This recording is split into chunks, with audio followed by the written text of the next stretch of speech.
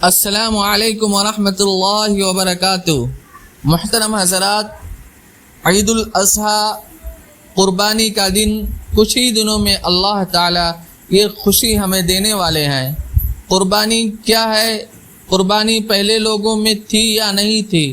قربانی کے فضائل کیا ہیں؟ اس سلسلے میں ہم آپ کے سامنے مختصر عرض کریں گے۔ قربانی اللہ کی وہ عبادت ہے جو حضرت آدم علیہ نبینا علیہ الصلاۃ والسلام سے لے کر آج تک جاری ہے۔ چنانچہ سب سے پہلے قربانی حضرت آدم علیہ الصلاۃ والسلام کے دونوں فرزند حابیل اور قابیل نے دی۔ حابیل کی قربانی کو اللہ نے قبول فرما لیا، قابیل کی قربانی قبولیت سے محروم رہ گئی۔ قربانی کا عمل اگرچہ پچھلی امتوں میں بھی تھا لیکن طریقہ مختلف تھا۔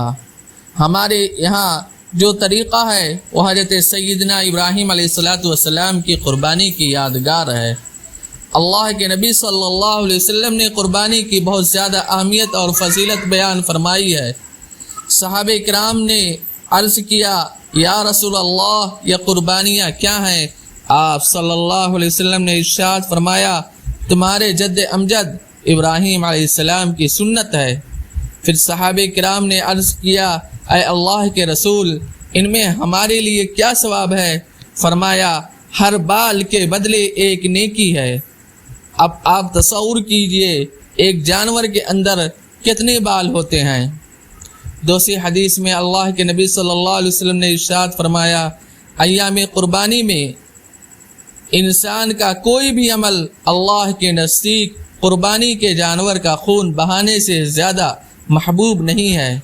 قیامت کے روز قربانی کا یہ جانور اللہ کی بارگاہ میں اپنے سینگوں، بالوں، کھروں سمیت حاضر ہوگا، اور قربانی کا جانور اس کا خون زمین پر گرنے سے پہلے اللہ تعالیٰ کی بارگاہ میں قبولیت کا شرف پا لیتا ہے۔ تو اے ایمان والو، خوش دلی سے قربانی کرو۔ اسی طرح ترمذی شریف کی ایک حدیث ہے، آپ صلی اللہ علیہ وسلم نے اپنی پیاری بیٹی حضرت فاطمہ رضی اللہ عنہا سے ارشاد فرمایا، اے فاطمہ، اٹھو، اپنی قربانی کے جانور کے پاس جاؤ اور اسے لے کر آؤ، کیونکہ اس کے خون کا پہلا قطرہ گرنے پر تمہارے پچھلے گناہ بخش دیے جائیں گے۔ انہوں نے عرض کیا، اللہ کے رسول، یہ انعام ہم اہل بیت کے ساتھ خاص ہے یا تمام مسلمانوں کے لیے؟ ارشاد میں آپ صلی اللہ علیہ وسلم نے فرمایا، تمام مسلمانوں کے لیے عام ہے۔ ایک روایت میں ہے، اللہ کے نبی صلی اللہ علیہ وسلم نے فرمایا، جس کو اللہ نے نوازا ہے، وسعت دی ہے، اس کے باوجود وہ قربانی نہ کرے، یعنی اس کے تنگی نہیں ہے، اس پر قربانی واجب ہے، اور اس عظیم قربانی کو نہ کرے تو ہمارے عیدگاہ کے قریب نہ آئے۔ اس میں وعید ہے۔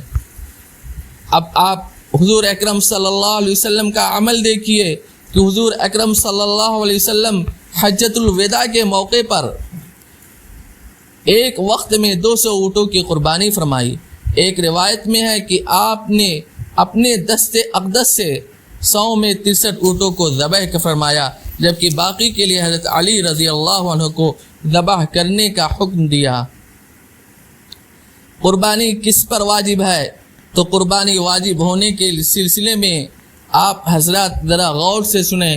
قربانی واجب ہونے کا نصاب وہی ہے جو صدقۃ الفطر واجب ہونے کا ہے، یعنی جس آدمی پر صدقۃ الفطر واجب ہو جاتا ہے اس آدمی پر قربانی بھی واجب ہے۔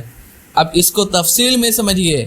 جس عقل مند، ایمان والا، بالغ بچے پر قربانی نہیں ہے، مقیم مسافر پر قربانی نہیں ہے، مسلمان مرد پر بھی قربانی ہے، عورت پر بھی قربانی ہے، لیکن شرط کیا ہے کہ وہ قربانی کے دنوں میں 7.5 تولہ سونا یا 52.5 تولہ چاندی یا اس کی قیمت کے برابر رقم کا مالک ہو۔ مان لیجئے کسی کے پاس 7.5 تولہ سونا ہے تو قربانی واجب ہے، یا سونا نہیں ہے، صرف 52.5 تولہ چاندی ہے تو قربانی واجب ہے، یا دونوں میں سے تھوڑا تھوڑا کچھ ہے۔ جس کی رقم 52.5 تولہ چاندی آج کے موجودہ زمانے کے اعتبار سے آپ 50-60 ہزار روپیہ سمجھ لیجئے، اگر اتنی مالیت کا مالک ہے آدمی تو پھر اس پر قربانی واجب ہے۔ اچھا، یہ سامان تھوڑے تھوڑے ہوں، سونا 10,000 کا ہو، چاندی 5,000 کی ہو، بزنس کا سامان اس کے پاس 50,000 کا ہے تو اس پر بھی قربانی واجب ہے۔ یا پھر اس کے پاس ضرورت سے زائد اتنا سامان موجود ہے جس کی قیمت 52.5 تولہ چاندی کے برابر ہو، یا ان میں سے کوئی ایک چیز ہو جس کی قیمت 52.5 تولہ چاندی کے برابر ہو۔ مطلب یہ ہے ایک آدمی کے پاس رہنے کے لیے 2 مکان ہے، ایک مکان میں رہتا ہے، ایک مکان بلا وجہ پڑا ہوا ہے، ضرورت سے زائد ہے، گھر میں ایک گاڑی کی ضرورت ہے، 2-3 گاڑیاں رکھی ہوئی ہیں، تو ان چیزوں کو قربانی کے واجب ہونے کے سلسلے میں جوڑا جائے گا اور اس پر قربانی واجب ہو جائے گی۔ لیکن ایک بات یاد رکھیے، ایک آدمی پر قربانی واجب ہے، اتنا مال ہے کہ واجب ہے، لیکن وہ قرضے میں ہے۔ اب دیکھیں گے قرضہ کتنا ہے۔ قرضہ اگر اتنا ہے کہ قرضے کو اگر شامل کریں تو پھر وہ مائنس میں آ جاتا ہے، یا اس کے پاس 10-20 ہزار روپے ہی بچتے ہیں، تو پھر ایسے آدمی پر قربانی واجب نہیں ہے۔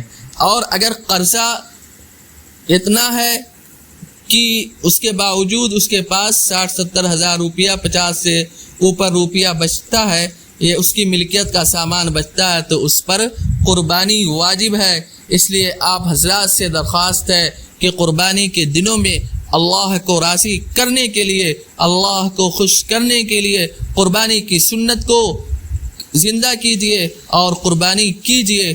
وآخر دعوانا ان الحمدللہ رب العالمین۔ آپ حضرات سے درخواست ہے کہ چینل کو سبسکرائب کریں اور شیئر کریں تاکہ اس طرح کی علمی، ادبی، اخلاقی، اسلامک ویڈیو ملتی رہے۔